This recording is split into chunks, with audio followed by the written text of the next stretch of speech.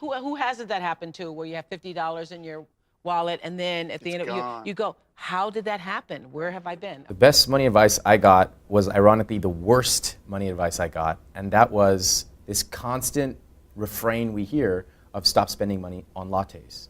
And I heard it over and over and over from everyone in the media, and I thought, this must be true. And so I tried to cut back on all these little things, buying a small Coke instead of a large Coke, cutting back on morning coffee. I really tried, and it never worked for me. I started feeling guilty, I would yo-yo back and forth, and that's when I realized just because everyone says a certain type of advice doesn't mean they've actually tested it. And ironically, that bad advice led me to learn about the psychology of money and the psychology of human behavior. And so that terrible, terrible advice actually brought me to learn what I know now about money. Track your expenses. Track every single dollar you spend. You can do it on a sheet of paper, you can do it with an Excel spreadsheet, you can do it with Quicken if you have a computer, but you can do it with an ordinary sheet of paper and a pen and just track where your money goes, and you will be astonished when you discover how much of your money you're spending on literally nothing. Nothing. When I graduated and I got my first job, one of my professors said that my salary is going to increase dramatically from a student stipend to a faculty position, and that I need to think carefully about the speed in which I want to increase the quality of my life. The temptation is that when you get a salary increase, you want to start buying lots of things that you've been craving, but we know that happiness can go up quickly, and then we get used to it. So the question was, how do you space it out over a long time? So I think it's really about how to think about money as a tool to buying happiness, and what are our intuitions about the relationship with money and happiness? What are the cases where it's right and what's the cases where it's wrong? The best financial advice I ever got was from my father, who said simply, be prudent. I was thinking of buying a very lavish estate on the eastern shore of the Chesapeake Bay, which I would have only used a few nights a year, and my father said, be prudent, and that was good advice. And he also gave me very similar advice, which was, I said, well, I could buy this house and not be anywhere near the neighborhood of poverty. And he said, good, because that's a neighborhood you never want to be in. The best money advice I ever got was from my grandfather, which was, you can't make money if you owe money. So he was a strict anti-debt guy, and I followed it. The first I could pay down or pay off all my debt in my mid-20s, I did, and never looked back. The important thing is to be able to define which ones you can come to an intelligent decision on and which ones are beyond your capacity to evaluate. You don't have to be right about thousands and thousands and thousands of companies. You only have to be right about a couple. I met Bill Gates on July 5th, 1991. We were out in Seattle, and Bill said, you've got to have a computer. And I said, why? And he said, well, he said, you can do your income tax on it. I said, I don't have any income. Berkshire doesn't pay a dividend. He said, well, you can keep track of your portfolio. And I said, I only have one stock. I said, and he says, it's going to change everything. And I said, well, will it change whether people chew gum?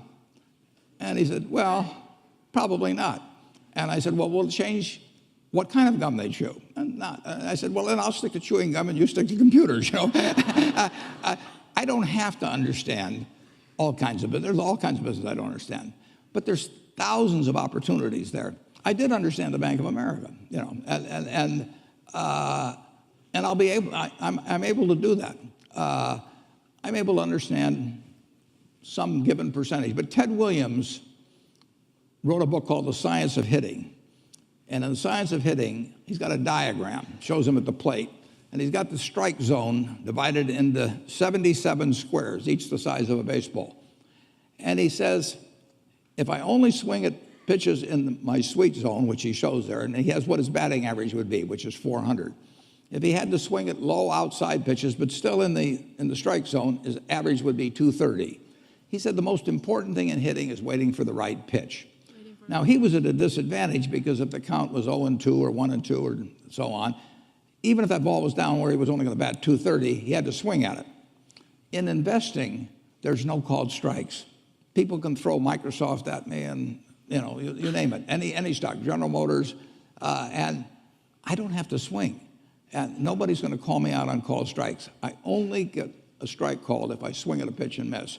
So I can wait there and look at thousands of companies day after day, and only when I see something I understand and when I like the price at which it's selling, then if I swing, if I hit it, fine. If I miss it, it's a strike. But it's an enormously advantageous game. And it's a terrible mistake to think you have to have an opinion on everything. You only have to have an opinion on a few things. In fact, I've told students, if when they got out of school, they got a punch card with 20 punches on it, and that's all the investment decisions they got to make in their entire life, they would get very rich because they would think very hard about each one. And you don't need 20 right decisions to get very rich. 4 or 5 will probably do it over time. So I don't worry too much about the things I don't understand. If you understand some of these businesses that are coming along and can spot things on, if you can spot on Amazon, for example, I mean, it's a tremendous accomplishment what Jeff Bezos has done. And I tip my hat to him. He's a wonderful businessman. He's a good guy, too.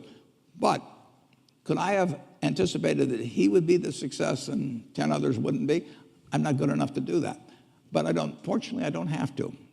I don't have to form an opinion on Amazon. And I did form an opinion on the Bank of America, and I formed an opinion on Coca-Cola. I mean, Coca-Cola's been around since 1886. There's 1.8 billion 8-ounce servings of Coca-Cola products sold every day. Now, if you take 1 penny and get 1 penny extra, that's $18 million a day. And 18 million times 365 is 7 billion, 3 less 730 billion, or $6,570 million. So annually, $6,570 million from 1 penny. Do you think Coca-Cola is worth a penny more than Joe's Cola? I think so. So, and I've got about 127 years of history that would indicate it. So those are the kind of decisions I like to make. And you may have an entirely different field of expertise than I would have, and probably much more up to date in terms of the kind of businesses that we're seeing evolve. And you can get very rich if you just understand a few of them and understand their future. Best money advice that I ever got was to not be afraid to spend it, which I know is weird because most of the time people say, you need to save, but sometimes to make money you have to spend it, and whether that's paying for college, buying a house, buying a good stock, investing in a business. So I would say not to be afraid to spend it. I got some good advice from an old preacher years back, and I wasn't even into religion. He said, George, you got 4 pockets on your pants. Spend all but one. Don't ever spend. You gotta save one. Keep one pocket that you never spend. Good advice. And I tell people all the time, the best advice you can get is to continue to earn. Never say, that's enough. I got it now. Continue to earn. That's the best advice you can get. Saving and investment and all of that is one thing, but earning is the other. So, Susie, we well know that when it comes to making a budget and dealing with budgets, there are so many people, so many of our viewers who have absolutely no idea where to begin. What would you tell them? Here's what I would tell them. Are you kidding me? A budget? A budget is like a diet. A diet, you lose 20 pounds, you gain 30. A budget, you restrict and you restrict and you restrict, and then all of a sudden, AJ, before you even know it, you go into a store and you walk out with 7 pairs of jeans. So it's never about budgeting. It's about being in control of your money. Here's the real problem. People don't know how much money they have coming in. They don't know how much money they have going out. They don't have a clue where they stand today, and you can't get to where you want to go if you don't know where you are. So you first have to figure out, do you have enough money coming in? Where's your money going? What are you wasting it on? And then rather than budgeting, just make little changes in your life. If you get your hair cut every 4 weeks, get it cut every 6. If you go out to eat once a week, go out to eat every 2 weeks. Do little things, but not where you feel like you're restricting yourself. Otherwise, you're going to blow it big time. So all of that brings up the idea of wants and needs. Yes. Because sometimes it's hard to differentiate. I mean, a lot of people will say, you know what? I need an iPhone because if I don't have that iPhone, I won't be able to stay in touch with my work associates. And personally, I would say I need a boat because I'll go crazy if I don't get to get out on the water. All right. We can fool ourselves all we want between needs and want. We can play the psychological word game between the difference between a need and a want.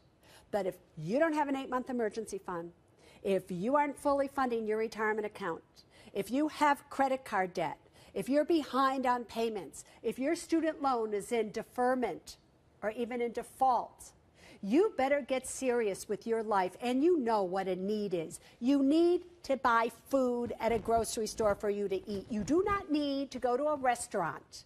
You need gasoline in your car, possibly to get to work. You don't need gasoline in your car to go skiing. So you can fool yourself all you want. But in the end, the only person that you are hurting is you. So if you don't have money, you should only buy needs. You have to buy needs because you need it.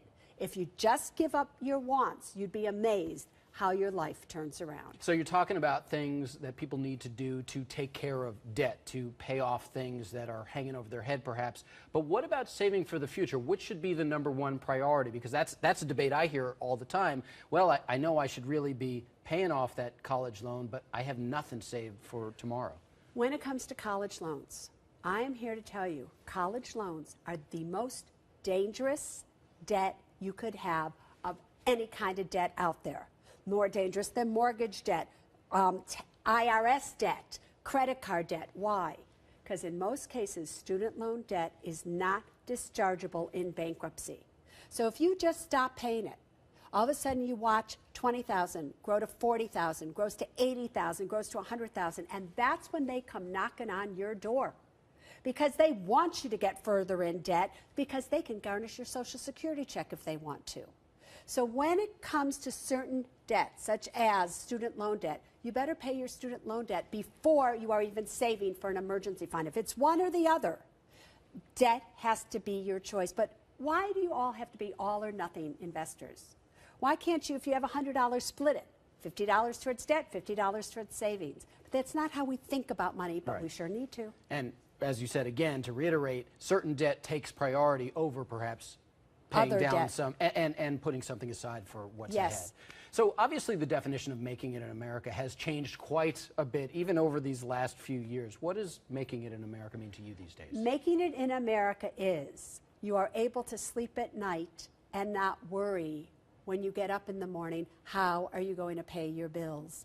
Making it in America knows that one day you're going to be able to retire, but it's not going to be at 59 and a half. It will probably be at 67 or 70. Making it in America is that you can smile for the things that you have, not for the things that you wish you did. The best piece of money advice I've ever been given is to look at every single one of my expenditures and to not think about it in today's dollars, but for future dollars. So for example, if I'm buying something that costs $300, what's the opportunity cost of not having that $300 in my retirement account? Maybe it's $20,000 over many, many decades. And it really helps focus my spending because of it. I want to live big when I'm older, and I'm willing to sacrifice a lot of the sort of mundane things today that I would have spent on otherwise. I was working in a small Philadelphia brokerage firm in the summer of 1949, and I was a runner delivering securities as they did in those ancient days from one firm to another, and there were probably 50 firms in Philadelphia then. So I palled around with the other runners. They were good guys. They knew a lot about the business. And one day, one of them, having finally kind of thought they could trust this young college student, said, "Bogle, I want to give you the best stock market advice that you've ever had in your life." And I said, "What's that, Ray?" And he said, "Nobody knows nothing." And of course, that's by definition true. You know, we're betting against one another. One of us, the bettors, is going to be right. One of the bettors is going to be wrong. And the future's not ours to see. At least the short-term future, what the market's going to do today, tomorrow, the next year. And nobody has a clue. So that was basically, if you want to call that, I never thought about it this way before, but a quasi-inspiration for the index fund. You know, it seems like it might be now.